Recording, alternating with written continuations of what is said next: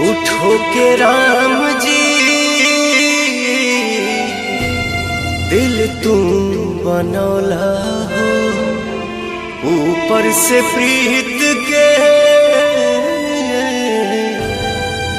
रोग धरौला हो।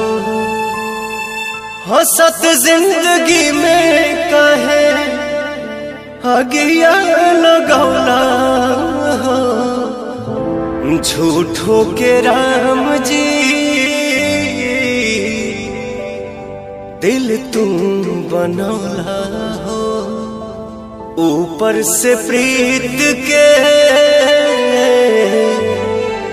रोग धरौला हो।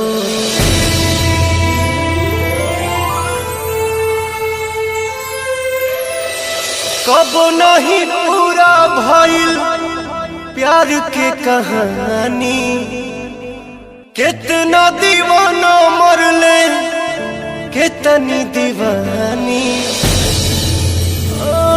कबो नहीं पूरा भइल प्यार के कहानी, कितना दीवाना मरले कितनी दीवानी। नेहिया के बंधन काहे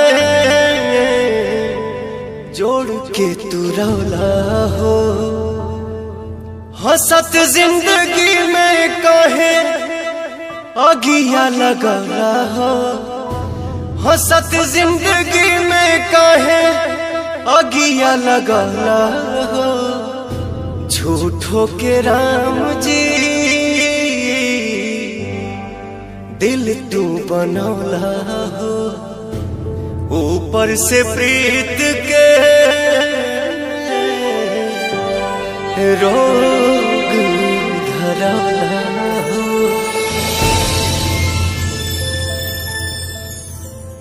हंसत जिंदगी में कहे अगिया लगौला हो, झूठो के राम जी दिल तुम बनौला